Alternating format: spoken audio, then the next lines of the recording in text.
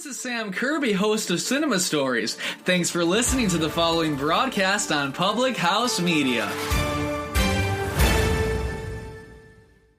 Hey, it's Baxter Colburn here from Public House Media. Did you know that we just added a store here at Public House Media? No, I'm not talking about a grocery store where you can go buy apples or bananas or peanut butter, which are all fantastic, especially when peanut butter's on all of those. Anyway, we've added a store here at Public House Media so you can not only come and represent your favorite podcast network, but also represent your favorite shows as well, too. Just go over to thepHmedia.com and look in the top right corner where you'll see the button that says Store. Click on that and you can search through all of our great products. Or if you go to our Facebook page, Public House Media, you can see on the left-hand side a tab that says Store. All of our products are listed there as well, too. It's the new Public House Media store. You don't want to miss it. It is fantastic. Buy some of that great swag to support your favorite shows and to support Public House Media. Check it out today.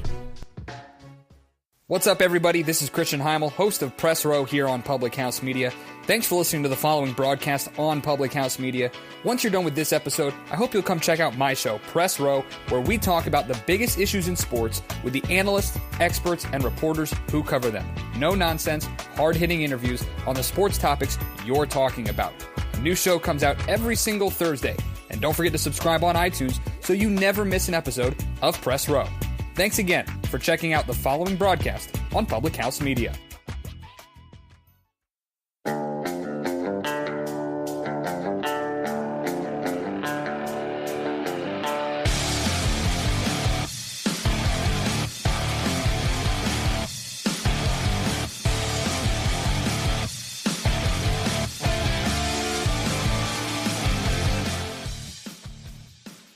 Hey everyone, welcome to Beauties and Headcanons, where we're nerdy and you probably are too. This is Elisabeth and I'm here today with Lindsay and our guest Vic Walter, and we're here to talk nerdy to you about the new movie Ready Player One. Now, just to forewarn everybody out there, this episode is not spoiler free, so if you haven't read the book or watched the movie, consider this your advance notice to put this episode back in your queue until you're ready to dive in with us. So before we get too far into the episode, why don't you give us a little introduction, Vic? Hi, I'm a longtime geek. I kind of grew up through the 80s, so this will be a fun flashback for me. And yeah, I'm kind of all over the place in the geek world. Well, awesome. Okay. Unfortunately, I was unable to see the movie. I had planned to last night, but, life kind of happened. So I am, of course, okay with all the spoilers that are about to happen here. But I know, Lindsay, you read the book and you saw the movie. So what did you think? Well, it took me a little while to read the book, but probably a couple of weeks. And I saw the movie last night. I did love them both. I loved the book. It has 372 pages, and it goes very quickly. There are lots of nerd references and lots of things to get super excited and geeky about. Now, the concept is it is based in the future around 2045, 2050, and there is a main guy, James Halliday, who created a online virtual reality game space with his best friend Ogden Morrow.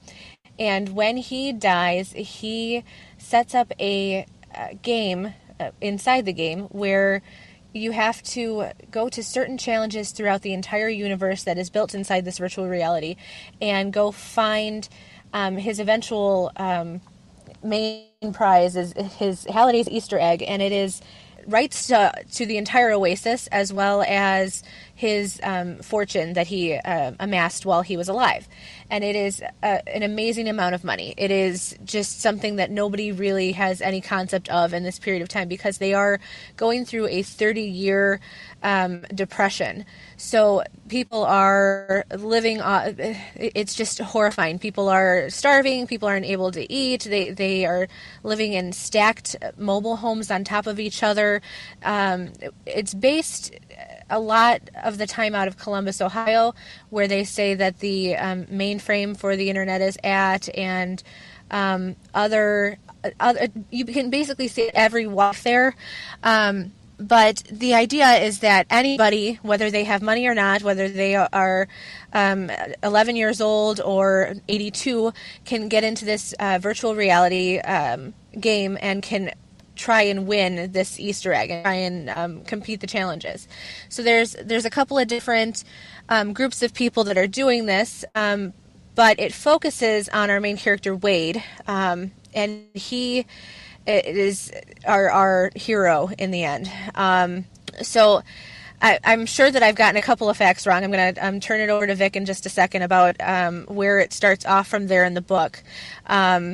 There's a lot of different elements that go on in the book, and it's obviously 370 pages. So you have an idea. There's so much that they could have done with the movie. There's so many references, so many things to try and fit into this. So I remember back in 2011, 2012, when the book came out, and trying to figure out what references they're going to keep, how much money they're going to spend on just getting the rights to use some of the things that they were going to try and use in the movie. So the references, obviously, in a book, you just write it down, and there it is. And Ernest Cline did an amazing job of referencing to the 80s, referencing to everything that we grew up with, the start of MMOs. Even Wade kind of does like a little history of that. So people who didn't know World of Warcraft and EverQuest and League of Legends, all that stuff, these people, they still have an idea of what's going on because you're able to read what is happening and what has happened.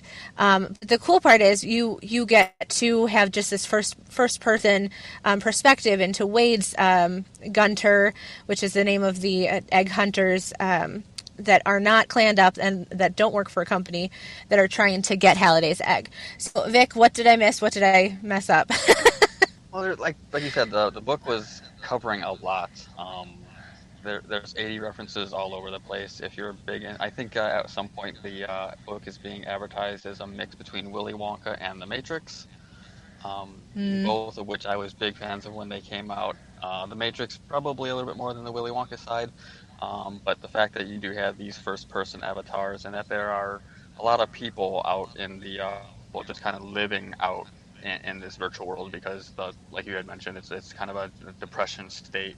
And there's just people that are just spending, I don't know, I guess they just find more value in the Oasis. And it's pretty much anything. It's not just, it's like sci-fi worlds. They jump through, at least in the book, different worlds and variations. If you're into Star Wars and Star Trek or something like that, there are actual full universes and worlds built out for these things for people to go to and spend time at, to actually just fully geek out.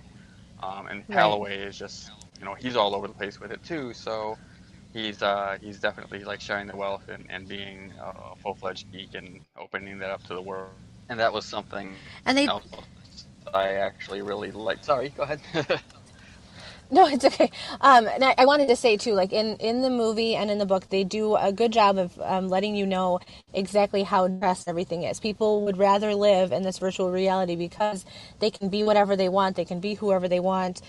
Just like when you're creating an avatar in a game, you can be female, male, Rubenesque. You can be skinny. You can, everything that you are conscientious of in your looks, you can change your avatar so that it reflects what you want people to see as opposed to what people already see when they look at you. So it's whether it's your status or your money or whatever it is that you have. And in the movie they make it very, very clear that everybody is always logged into the Oasis. So you don't even necessarily interact with people around you. And in the movie, he's got a better relationship with his aunt who he lives with, but in the book, she's a horrible human.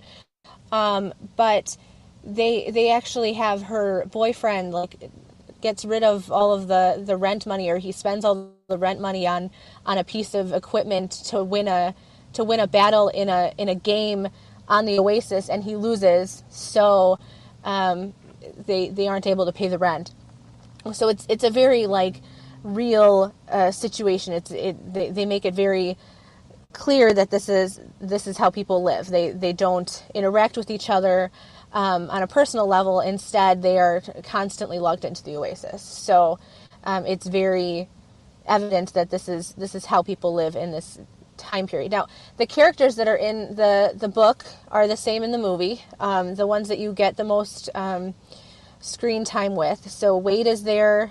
He has a love interest, Artemis, and she is there as well. And there is H, and there is Shoto and Daito, and these people all have their own challenges, their own different things that they bring in. So we find out later that Artemis has made this really bodacious avatar, but she has some kind of, she has a birthmark.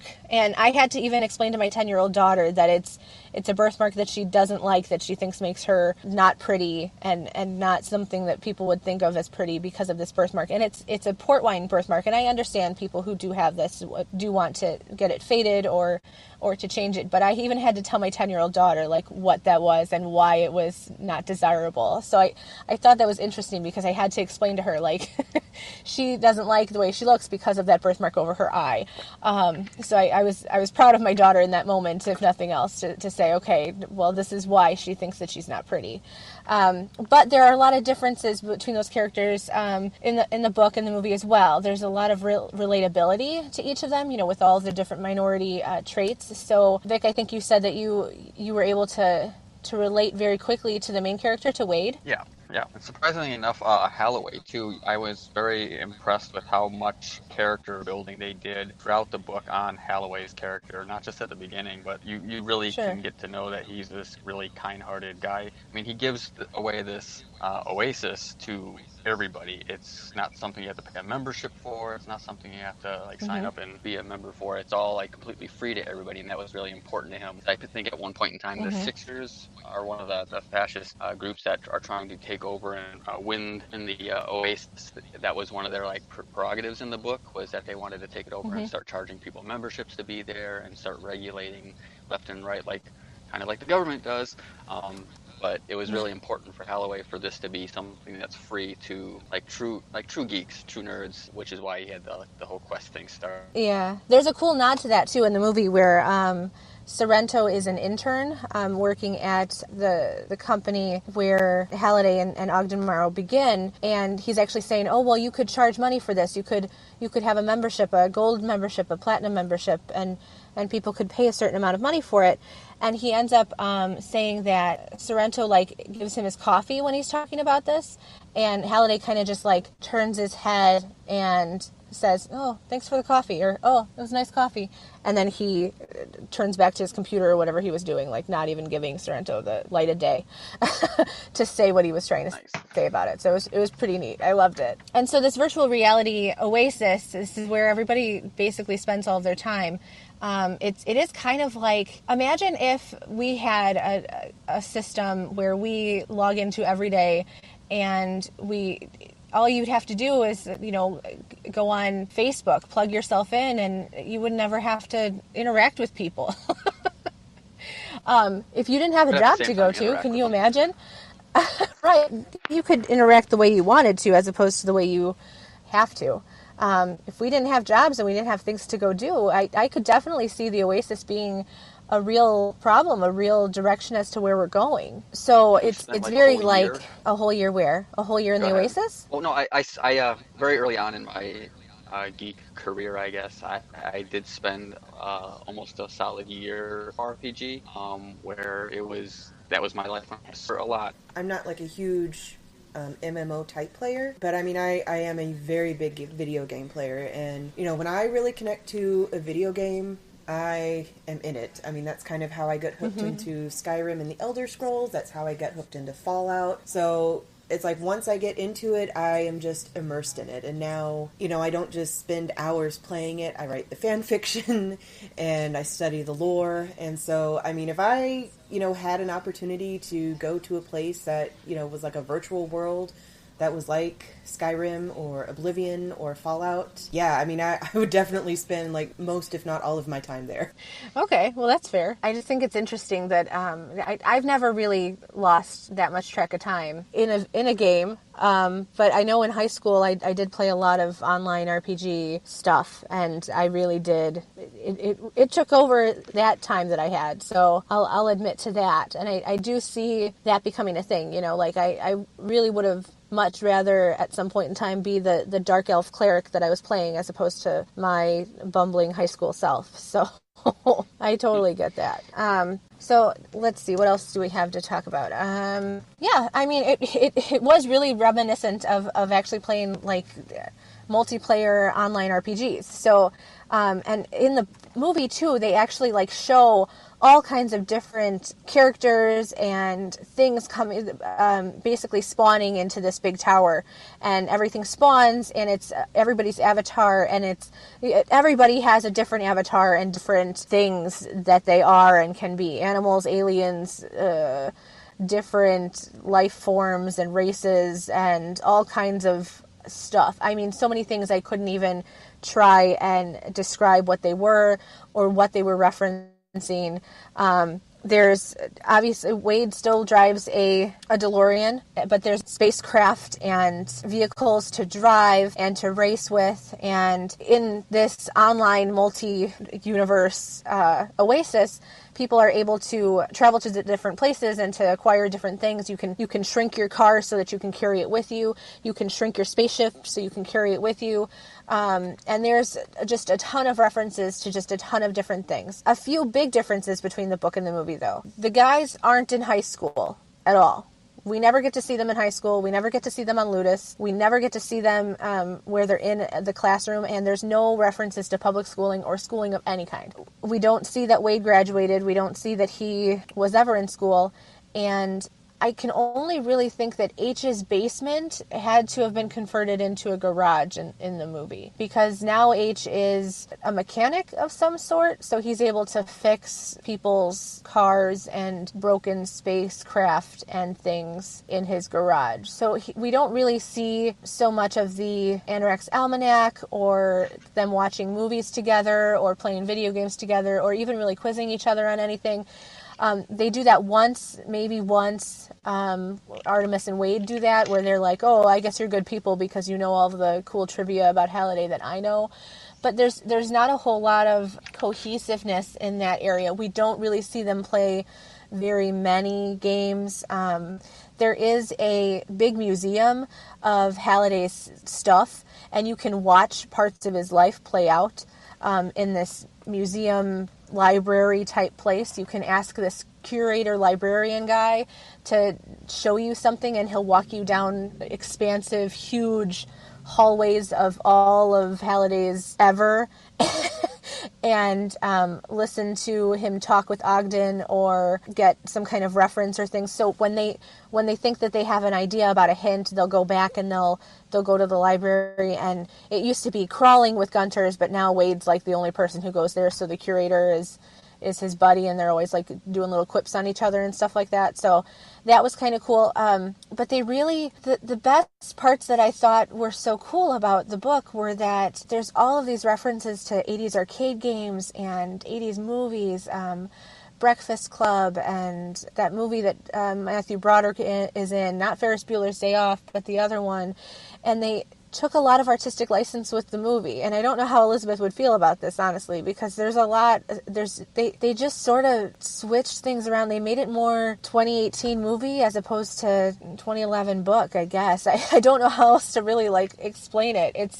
There's so many differences. I was absolutely thrown off. It didn't make it a bad movie. It made it a good movie on its own, but not necessarily a book movie. You know what I mean? Well, I do know, I was actually reading an article earlier today, and I do know that Steven Spielberg was the one who directed this, and I know that he specifically took out a lot of the references to his movies. I guess he thought it was just kind of self-serving, which I could kind of understand in a way. Yeah.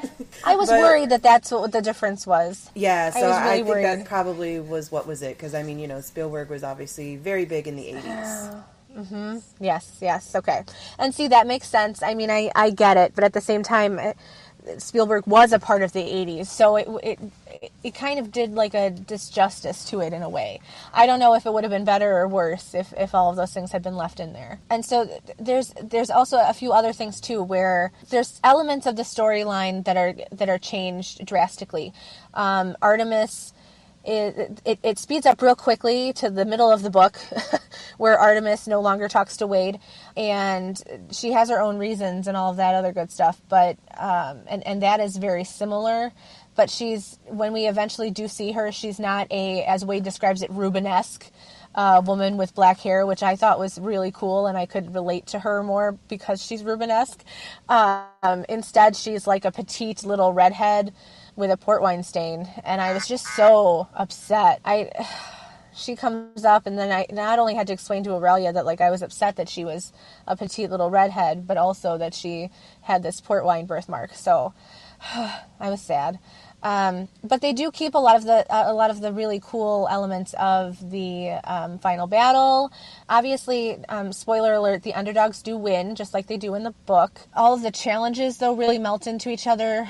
And they start out, instead of having to like go into a dungeon on Ludus, they start out on like a racetrack where nobody's able to complete this racetrack where Godzilla and King Kong both smash the cars, and it's this super epic racetrack. It's very visually appealing, but it's not a dungeon where you go down and you have to play a video game at the end. So I was kind of like, oh man.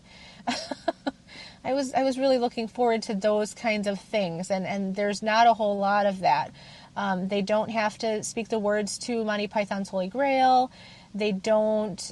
They do end up in The Shining. Have you guys seen the movie The Shining? Oh yeah, I have. I wasn't expecting it, and so when it happened, halfway through the scene, I'm covering my daughter's eyes because they're like in the room with the zombie woman, and she's stabbing at H, and I'm like covering my daughter's eyes and ears so that she doesn't have to see this room that's covered in flowing with blood and stuff. Oh, it was so awful.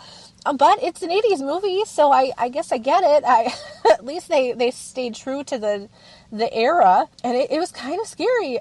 There's a little bit of jokes about how H doesn't know the Shining movie, so he or she, as we find out later, is made fun of a little bit because it's obviously a movie every Gunter should have seen. And there's this really great part of the book where Wade becomes he has to erase his identity, and he becomes Bryce, and he makes himself into an indentured servant while he's not talking with Artemis. And there's really no time for that in the movie. It's going so fast, and there's so much going on that he never becomes Bryce. Instead of him becoming an indentured servant, Artemis does, or Samantha, however you want to call her at this point in time. And I think she legitimately doesn't have the credit, and they are going to enslave her basically.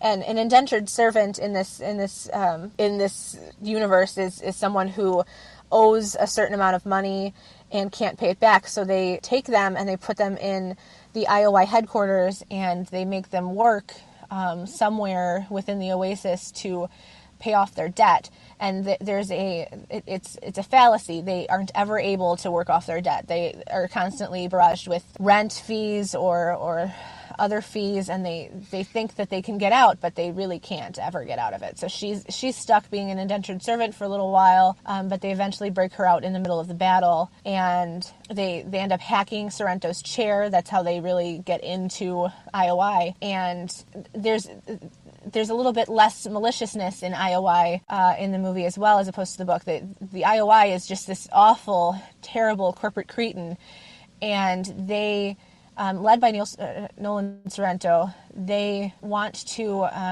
not only tax and make the Oasis into this financial opportunity. They're terrible. They're terrible people, and Nolan Sorrento wants to win so that he can take over the Oasis. And nobody wants them to win, but they've got all these resources and amazing equipment and technology. And the great part about it is that they don't win in the end. Even with all the resources and the technology, the underdogs still get to win. The best parts about the book really are that story, that the underdogs end up winning in the end. And all of those references and everything else are really awesome. I didn't actually look at the cast, but did they have any stars playing in the movie? Like, no names? No. I didn't recognize anybody. I think there might have been like some child star or something that I might have known or might have recognized, but vaguely, hardly at all. not a whole There lot. was at least one that I know of. Oh, okay. Now I can't remember her name, but she played Shuri in Black Panther, T'Challa's sister. She was in there. She wasn't a very big part. It was supposedly a very, very little part, and it's apparently now a challenge for people to go into the movie and try to find her. But yes, she was in the movie, and she does get a credit. Fantastic. Okay, well, I didn't see her. Yeah. There is, it is very visually appealing in the movie. It's very cohesive to watchers that didn't read the book. It isn't as obviously as true to the book as I had imagined it would be, but obviously if Spielberg took out a lot of his references, that totally makes sense. And we still get to see, you still get the gist of it. My 10-year-old daughter, I had to drag her in to go see it, and she was basically like kicking and screaming. She finally succumbed at about 5 o'clock, and we went at 7. And within 5 minutes of the actual movie being on, when they're actually entering the Oasis and really entering into that universe, she was hooked. She loved it. She cuddled with me, and we got to talk about it, and she went to the bathroom, came back, wanted to know what happened. It was very entertaining for her. She loved it. There is the romance aspect of it, and her being a little girl, she liked it when Wade and Artemis finally kissed at the end of the movie. So she, and I of course loved the epic battle. They do a lot of nods to different giant robot characters in the book as well as the movie. There is an Iron Giant, which is really cool to see. There's a pretty accurate Mega Godzilla, and one of the Japanese guys actually has a Gundam, where he has the Gundam robot, and I was just so, when you're in a movie theater and you're super excited about the references, and you go, ah! Like that's how I was during the whole movie, and I felt that way during the book too. So they were very true to the references. What's the word that they were calling it, a nerdgasm? I can say that page by page, every page I would read back into the book, it's like my expectations for the movie kind of just jumped, because I was building this movie visually in my head as I was reading Sure. it. It's like I am totally waiting for a disappointment with the movie, because you can only do so much in a movie time than you can with a book. So right. Well, and that's the thing too, is they really do a good job though. As far as book to movie, it wasn't as true as I would have liked, but they don't do any injustice to the book with the changes that they had to make and the things that they had to really leave out or not explicitly state. So, in a book, you can easily say this, and the other thing, as opposed to not being able to say those things and kind of just skimming over them. The only thing that I really felt like they should have done a nod to was the concept of the public school system, where are there actual schools on the Earth still, but you can also be enrolled in school in the Oasis, and it has this ability to take you to those places where there's a virtual ancient Egypt or a virtual interplanetary system. So those aspects of a teaching system were really cool, and they don't even touch on those in the movie. We've got a few little tasty tidbits of knowledge for listeners. I think we're going to try and skip over these pretty quickly here. Let's see if I can talk about those real quick. So Spielberg directed. Who wrote this? Do we know? Yeah, Ernest Cline. He actually wrote the yes, script he did. of the movie as well? Yep, the screenplay is by him and someone else. Yeah. There is someone else that also did the screenplay, but I don't really remember the name, but I did see his name there listed on the screenplay writers, so he did do that. He did have a hand in it. So thank you, Vic, for including these brain snacks in here. It says the hunt for Holiday's egg wasn't the only contest in Ready Player One. The book actually holds a hidden Easter egg for readers as well.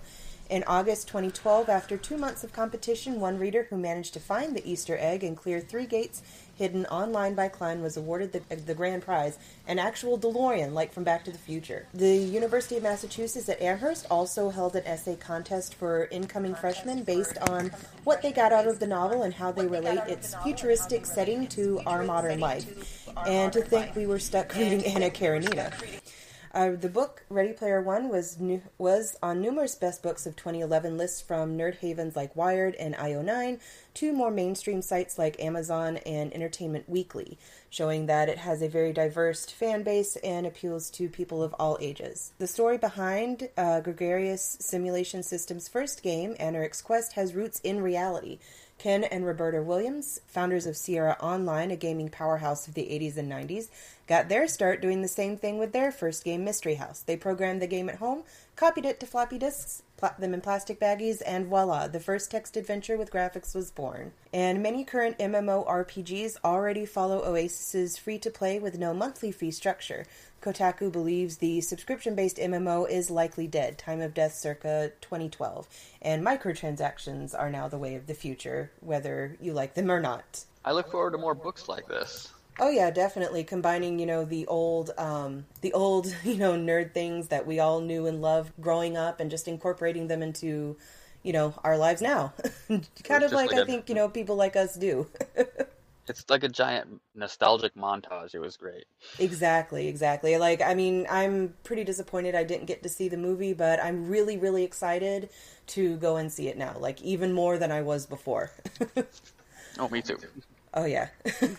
All right, so why don't you talk nerdy to us? Have you guys seen the movie, or have you read the book? What was your favorite nerdy reference? Find Beauties and Headcanons on Facebook, Twitter, and Tumblr to share your nerdy topic suggestions. Subscribe to this podcast and others from Public House Media on iTunes, Spreaker, iHeartRadio, and wherever good podcasts are found. We also love feedback, so if you like this episode, or even if you didn't, please give us a rating and a review so we can keep on making great episodes for you. I'm Elisabeth, and thanks for getting nerdy with us on Beauties and Headcanons.